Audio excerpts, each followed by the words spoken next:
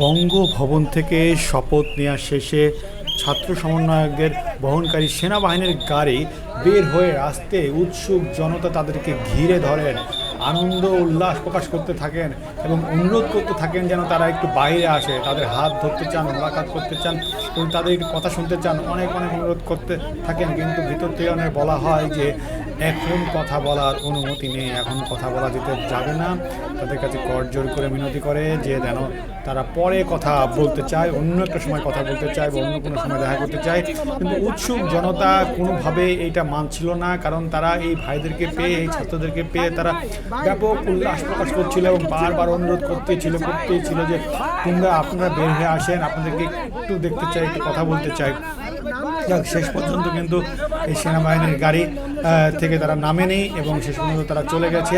ব্যাপক উৎসাহ প্রকাশ করেছেন সাধারণ দর্শনার্থীরা, সাধারণ জনগণরা, যারা এদের অপেক্ষায় দীর্ঘক্ষণ ধরে অপেক্ষা করছিল। এবং সর্বশেষ গাড়ি কিন্তু এই গাড়িটাই বের হয়েছে বঙ্গভবন থেকে। এর আগে একে একে কিন্তু অন্যদের গাড়ি বের হয়েছে, ছাত্র প্রতিষ্ঠানের গাড়ি বের হয়েছে এবং আরও যে উপদেষ্টা আছে এই অন্তর্বর্তীকালীন সরকারের হিসাবে তাদের গাড়িগুলো বের হয়েছে, কিন্তু এই গাড়িটা সবচেয়ে শেষে বের হয়েছে। এবং দুইটা সেনাবাহিনীর গাড়ি ছিল পরপর।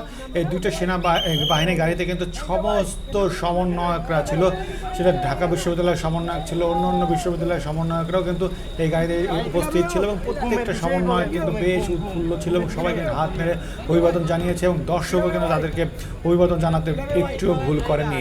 শেষ পর্যন্ত সেনাবাহিনীর গাড়ি কিন্তু তাদেরকে নিয়ে বিদায় নিয়ে চলে যায় এবং উৎসুক জনতা কিন্তু তাদেরকে হাত মেরে বিদায় জানান।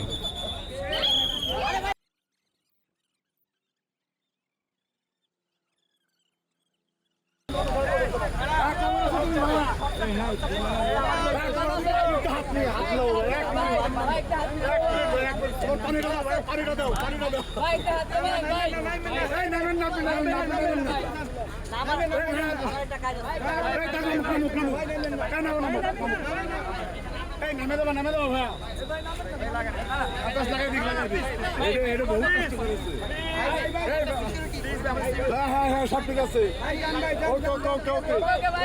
নেতৃত্ব চাই না, তোমাকে নেতৃত্ব চাই। ঠিক আছে ভাই,